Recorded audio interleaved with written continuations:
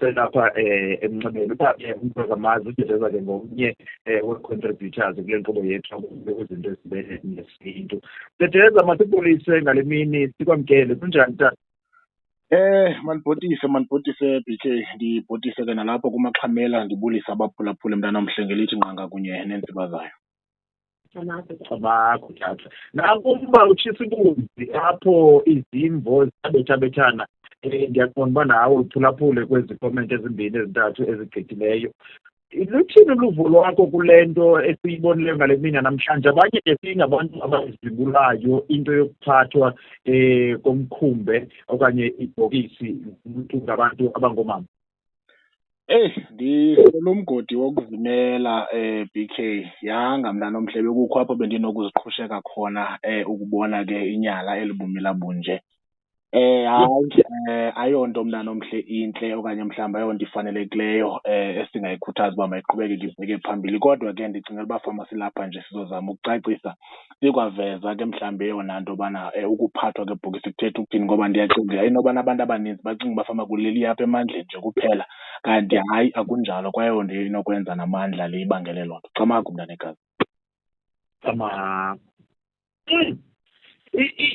Inxamnye naphi le nto nesiko okanye ichaphazela njani isintu sethu into yokubona abantu abangoomama bephethe umkhumbi? Ngoba zezinye zezinto abantu besithi sizange sayibona le nto, kodwa ayingasaqhubeka amadoda noba neqala.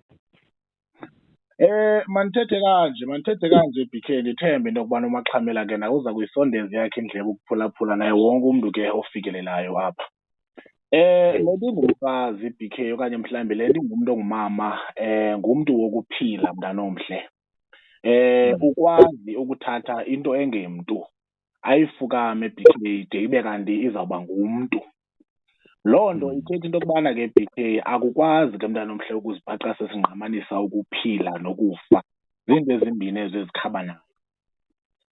Bandidlulele BK ndithi mntanomhle, unobangela wento yokubana oomama aba bangabi nalo ilungelo lokuphatha ibhokisi kungenxa yento yokubana mntanomhle banendlela ephakubo yokurhweba imimoya.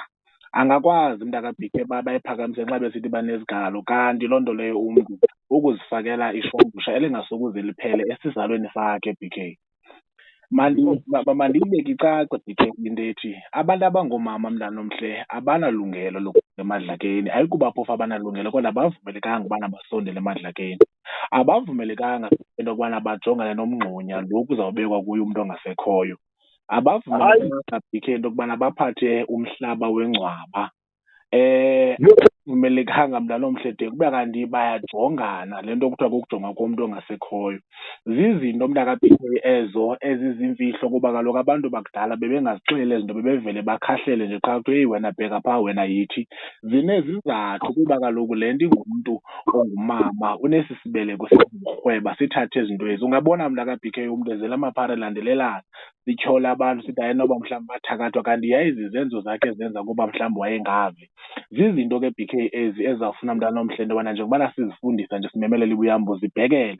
Mandiyiveze nalena ithi nabantwana BK abanalungelo mntanomhle lokusondela into edibene nokufa, ngoba nabo bangakwazi ukuzirhwebela loo mimoya bengebe bezimele nje ngenkqu. Zezo zinto ke mntanekazi ezibangela into yokubana le nto ingumfazi ingasondeli mntaka BK ebhokisini. Akakwazi umntu ongumama ibhokisi, akakwazi ukuphatha ukufa ebephethe ukuphila ngaxeshanye. Camagu mntanekazi.